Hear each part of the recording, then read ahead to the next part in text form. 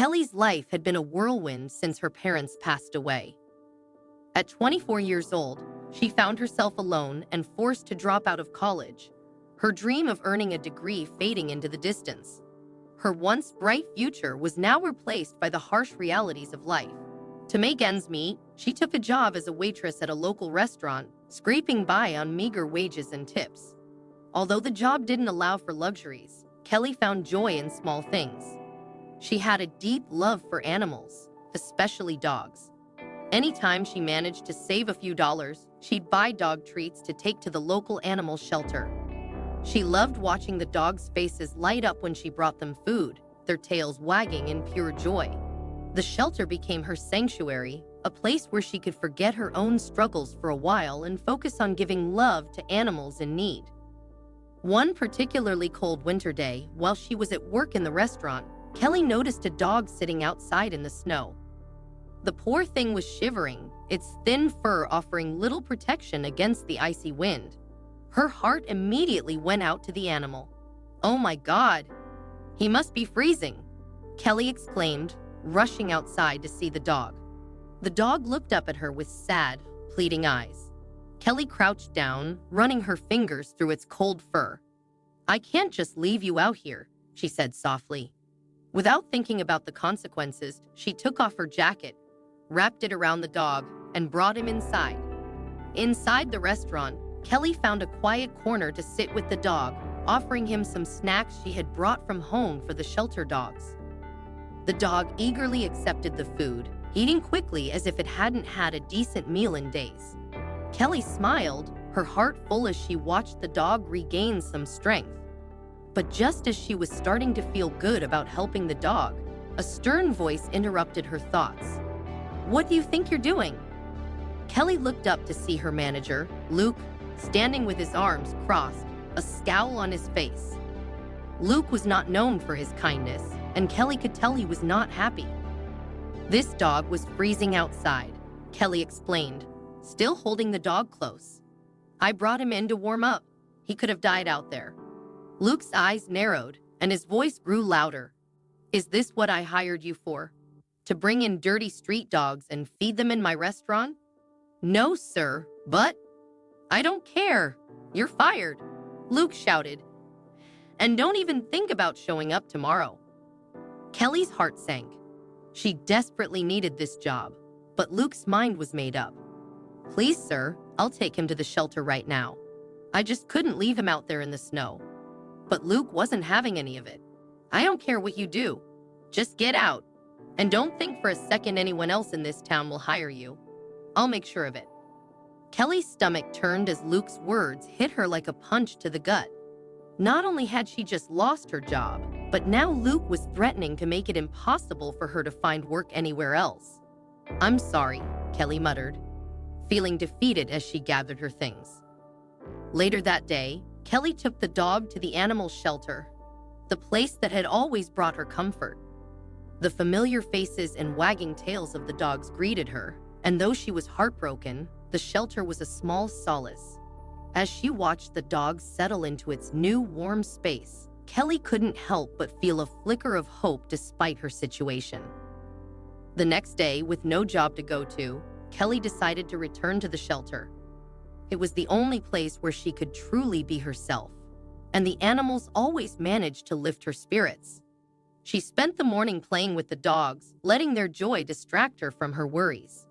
As she was about to leave, the shelter's manager approached her with a smile. "Kelly, can I ask you something?"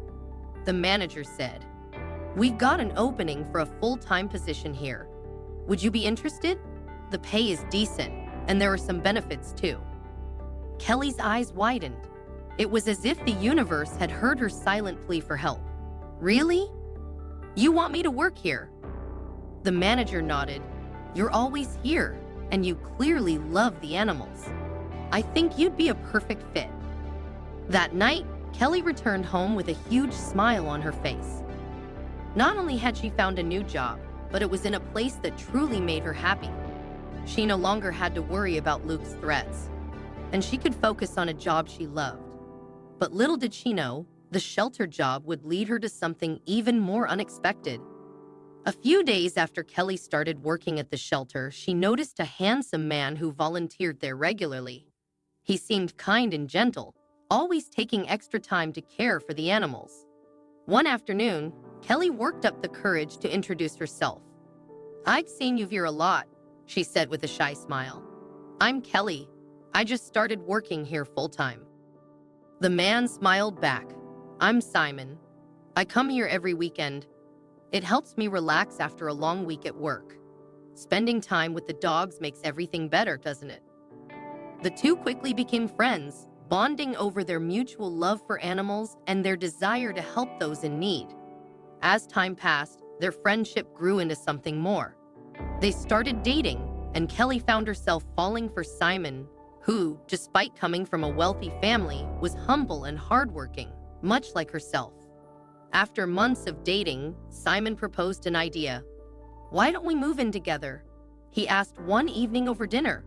"We can split the rent, save money, and work toward our goal of opening a vet clinic together." Kelly's eyes lit up. "You're serious about that? You really want to open a vet clinic?" "Absolutely," Simon said, taking her hand. "It's been my dream for a while now, and I can't imagine doing it with anyone else but you." They moved in together and spent the next year working multiple jobs, saving every penny they could to make their dream of opening a clinic a reality. It wasn't easy, but their love for each other and their shared goal kept them going. Finally, after a year of hard work, they had saved enough money to start their clinic. But before they could make any official plans, Simon surprised Kelly with a proposal. "Let's get married," he said one evening. "I want to start our life together properly as husband and wife." Kelly happily agreed, and the couple planned a small, intimate wedding. On their big day, Simon's father, a wealthy businessman, surprised them with an incredible gift. "As your wedding gift," he announced, "I want to help fund your vet clinic. I'm so proud of both of you, and I know this clinic will make a difference in the world." Tears welled up in Kelly's eyes. "Thank you so much," she said, overwhelmed by the generosity. "We can open a much bigger clinic now." With Simon's father's help, they began searching for the perfect location for their clinic. One afternoon, while browsing online, Kelly came across a listing that made her heart skip a beat. "Simon," she called, "you're not going to believe this." "What is it?" he asked, walking over. "Luke's restaurant is for sale," Kelly said, pointing to the screen. "You know, my old boss who fired me for helping that dog? He's selling the place." Simon raised an eyebrow. "Interesting. Should we go take a look?" They arranged to meet Luke at the restaurant, and it didn't take long for them to realize that Luke was in financial trouble. His business was failing, and he was desperate to sell the space to pay off his debts. Simon negotiated a fair price, and they agreed to buy the property. As they finalized the deal, Luke couldn't help but ask, "So, are you planning to open a new restaurant?" Simon shook his head. "Actually, no. We're turning it into a vet clinic." Luke's face fell. "You're going to put animals in my restaurant? Are you serious?" "We're serious," Kelly said, stepping forward. "This has been our dream for a long time. And now, thanks to this space, we can finally make it happen." Luke, realizing he had no other options, agreed to the sale, but he also needed a job. "I know I wasn't kind to you before, Kelly," he admitted, his voice softening. "But I really need this job. Could I work as an administrator at the clinic?"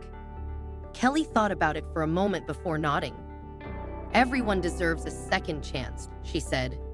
"You can work here, but you'll have to earn our trust." On the first day of work, Luke arrived early, eager to prove himself. As he walked through the clinic, he spotted Kelly cleaning the floors. "Kelly?" he asked, surprised. She smiled up at him. "Yes, it's me.